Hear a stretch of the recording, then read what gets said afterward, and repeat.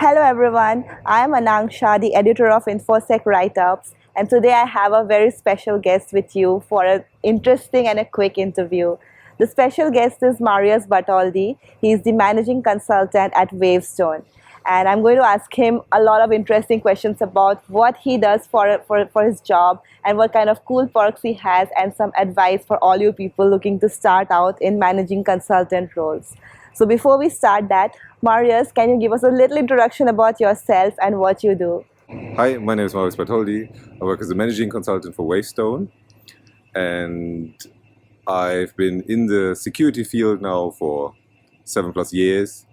I started out with like the standard offensive security, so I was a pen tester, and moved to like very different fields. So first like the standard web application security, network security, and then colleagues showed me all the different kinds that there are, like hardware, mobile, IoT, all kinds of different specializations there are.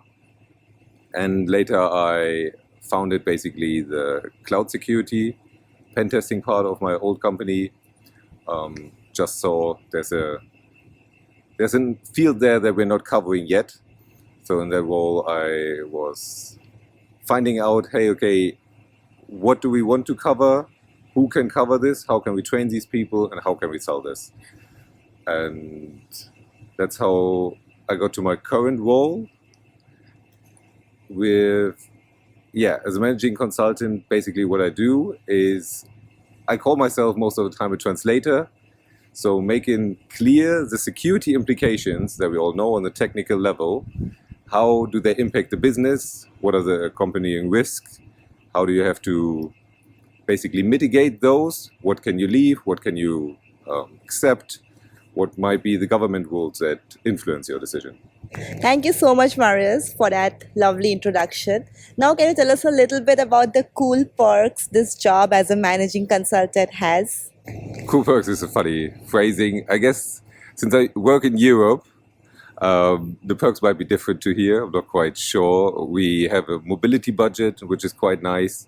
That means, depending on your role, you have 4 different choices. What you can do, you can, from a like senior level on, you can get a company car. You can get a train ticket, which covers like 100% of the rides in Germany where I work.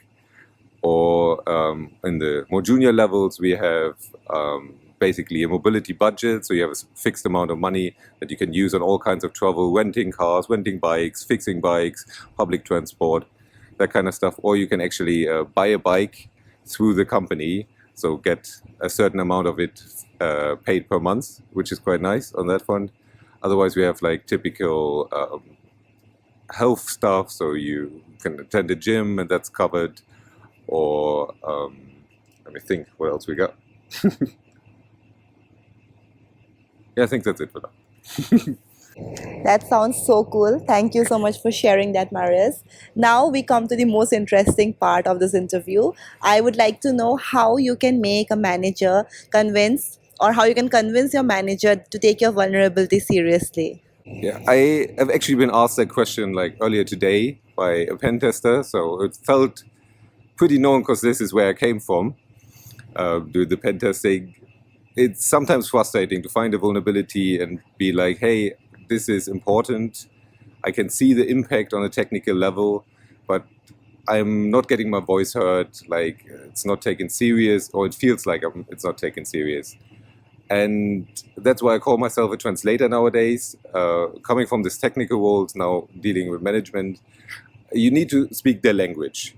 And like evil people would say, like all they care about is money, which is of course not true. They care about that the business is running, and the business running means that the calculation at the end, that the budget is right, because you want to get your salary, you want to get your benefits. If the company closes down because they keep over investing on like low vulnerabilities, you have to go and find a new job. That's also not your intention.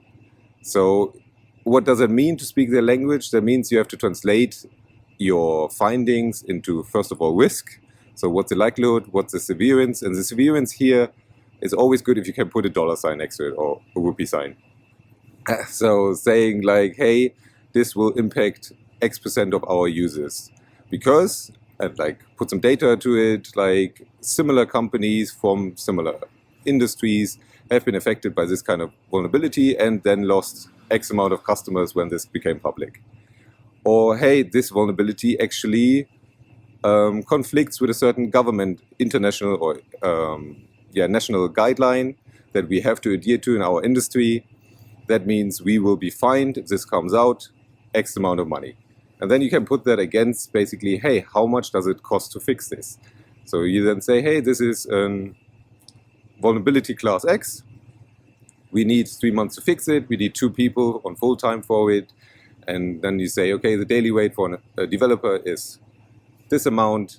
What does it come to? And you show those 2 numbers and say, okay, that's a risk, that's a cost, and that's a benefit we get afterwards. And thereby you speak their language, and it's very easy to make a decision.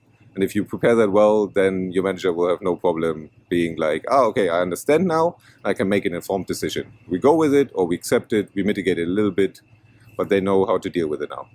Thanks, Marius, for making that so clear to us, how and what you do in your job as a translator. That's very interesting. So my next question is, if somebody is a pen tester or a bug bounty hunter and they want to land a role like yours, what's the path they should take, or is there any advice you'd like to give to someone who is looking to start as a managing consultant? Yeah, sure thing. It's definitely a very interesting role. I like the switch now. One thing you have to be aware is you won't be on the console anymore. You will be your main tool will be PowerPoint. So if you feel like, no, I want to be like deep diving into technology field, this isn't the right field, because it is a lot about communication. You need to make things clear, you need to strategize. But if that's what interests you, it's very good if you come from, if you want to go into the GRC side, like from a law background, understand laws, understand guidelines, can basically compare internal guidelines to external guidelines or regulations, GDPR, all that kind of stuff, ISO. And from the technical side, it's good if you have a broad technical knowledge. Like it's good if you have one topic where you deep dive, or where you can deep dive on technical knowledge if you're challenged. But you need to be able to phrase the difficult technical topics so normal people can understand it. You can try it out on your family, like if you can explain your technical topics or technical vulnerabilities to them so they understand afterwards, then this might be a good role for you.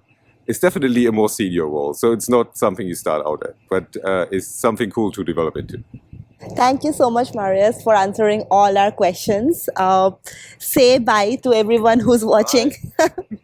So thank you everyone for watching until the end. If you have any questions, please feel free to leave them in the comments.